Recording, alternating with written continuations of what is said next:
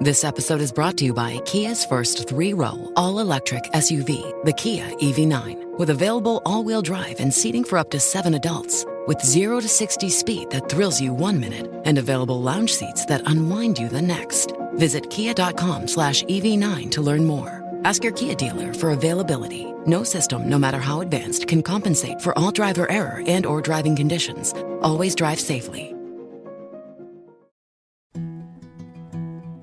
A science story, huh? These NYU scientists, I felt right. I was so And I just thought, well, I had figured it out. It was that golden moment. Because science was on my side.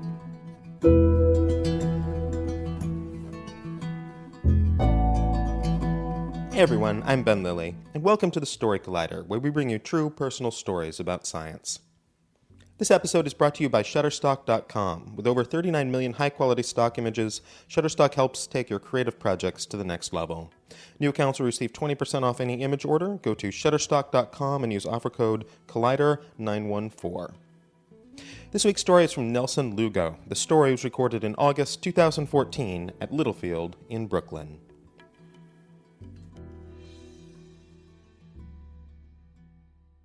I have been practicing magic pretty much for the entirety of my life, but the first 7 years of my educational life were spent in a very Roman Catholic school called St. Philip Neri. As it turns out, St. Philip Neri is actually the patron saint of joy. He would often follow a blessing with a joke. This school, however, was not a joke. It had granite spires and stained glass windows, and the principal was a joyless Franciscan monk by the name of Brother Brian.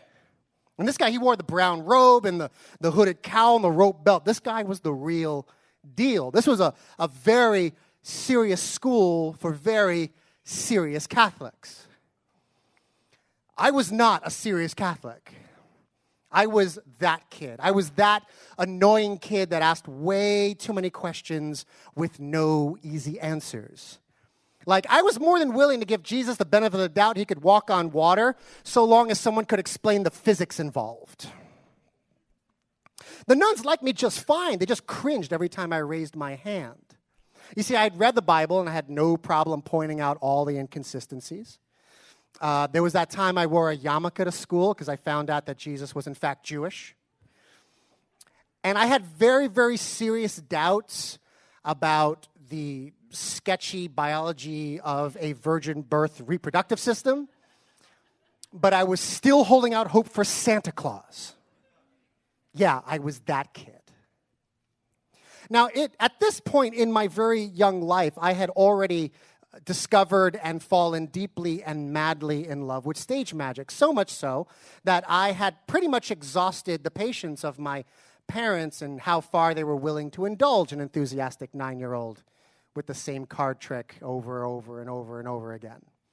So I decided to take my show on the road, and I signed up for the school talent show.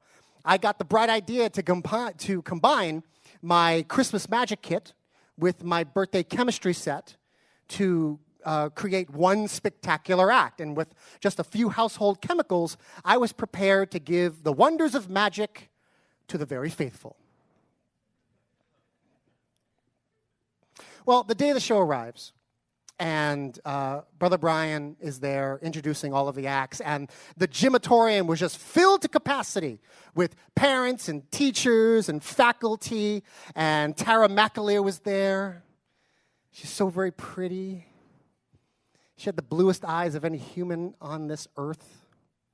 And then Tyrone Ford was there, and he was doing some human beatboxing, which was fairly new at the time. And then Brother Brian says, and now the magic of Nelson Lugo. So I take the stage, I set my props, and I say, ladies and gentlemen, tonight I'm going to perform something first made famous by my most favorite magician of all time, Jesus Christ.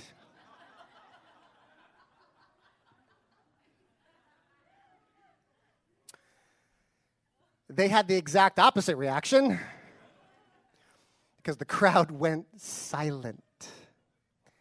This is my first time on stage. I don't know that this is a bad thing, so I just keep going. Ladies and gentlemen, I am, of course, talking about that classic of magic, turning water into wine. Again, silence. Naive me just thinks that I have their complete and undivided attention, which I guess I actually did. So I pick up my glass pitcher that clearly has water in it. I pick up my wine glass that is obviously empty. I pour the water into the glass. I take out my magic wand, do a fancy flourish spin, and I begin to stir the water as I say the words, "A la peanut butter and jelly sandwiches." And the water begins to transform into a rich burgundy liquid. I hold it up and say, "Ta-da!" Nothing happens. I'm starting to panic now because traditionally, when I played these events at home in my overactive imagination, this is where the thunderous standing ovation should occur. I say, "Hey, I'd like a volunteer to taste the wine." Nobody comes. I say, "Hey, I can't taste it. I'm underage. Waka waka." Nobody comes. I look over to the side of the stage where the principal is standing, poker-faced. And I say, "Hey, Brother Brian, would you like to taste it? It's sacrilegious." Now, in my defense, I was only 9 years old. Clearly, I had no idea what sacrilegious meant. Also, to my very young ears, it sounds a lot like the word delicious. Brother Brian, without missing a beat, takes the stage, takes the glass, puts his arm around me and says, "The magic of Nelson Lugo," and escorts me off stage. And my little 9-year-old magician heart breaks. No amount of imagination could have prepared me for that devastating silence. Now, I don't want to give too much away, but it's probably a very good thing that nobody actually tasted that wine. And I'm going to stop for just a moment and issue a spoiler alert. I'm about to describe how the magic trick works, so if you want to keep the mystery, plug your ears now.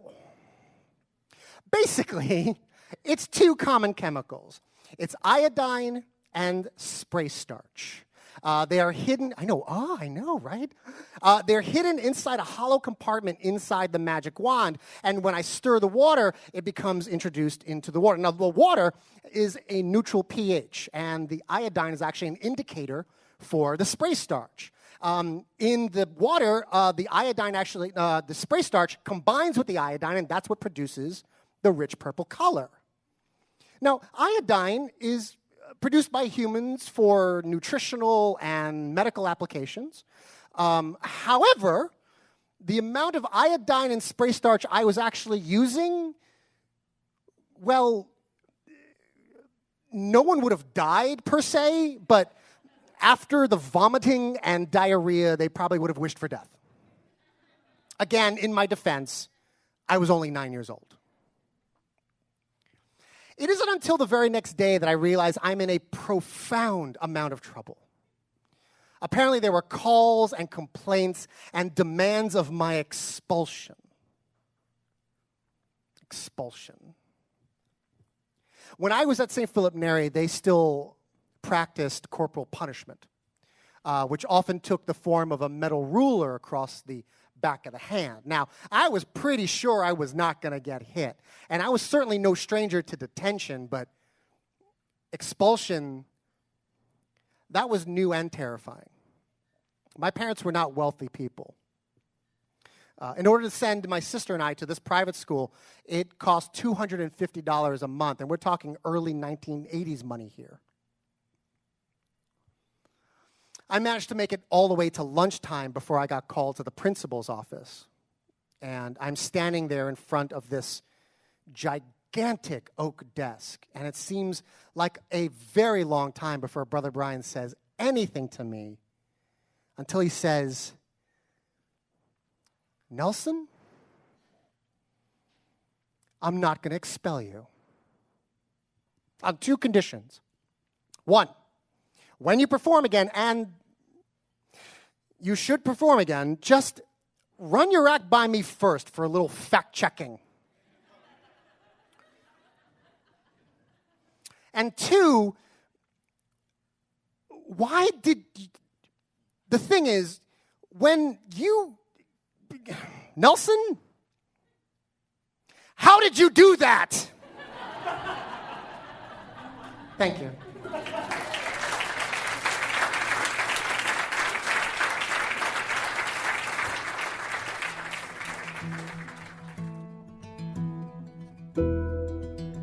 That was Nelson Lugo. Nelson is a magician, sideshow artist, and Batman enthusiast. He was featured by TimeOut NY as a New York entertainer to watch and co-hosts a podcast called The EPIC PIEcast for nerdyshow.com. He's been a guest speaker for the Sunday Assembly NYC, a guest singer for the BTK Band, an invited storyteller at Adam Wade's Whatever Happened to the Nerds, as well as for the Five Boro Story Project. He's currently performing a solo show called Gathering the Magic at the Tank Theater NYC. This episode was supported by Shutterstock. At Shutterstock.com, you'll find the perfect image or video for your next creative project. You can choose from over 39 million high-quality stock photos, illustrations, vectors, and video clips. Shutterstock's professional curators review each image individually for content and quality before adding it to the library, and they add over 250,000 images every week. They also have a wide range of science-related images, such as some great chemistry iconography, if you, say, wanted to illustrate a magic show. You can try Shutterstock today by signing up for a free account. Once you decide to purchase, use offer code Collider914, and new accounts will receive 20% off any image order. That's Shutterstock.com, and for 20% off any images with a new account, use offer code Collider914. For more science stories, take a look at storycollider.org. We have archives of the podcast and upcoming events. Also, we depend on listeners like you for support. If you love the podcast, please consider donating at storycollider.org/donate. Story Collider is produced by me, Brian Wecht, Aaron Barker, and Ari Daniel. The podcast is produced by Rose Avalith. Additional help from Brooke Williams, Lena Groger, and Dustin D'Ambrosio. The theme music is by Ghost. Special thanks to Littlefield for hosting the show, and to my grade school for not having a talent show. Thanks for listening.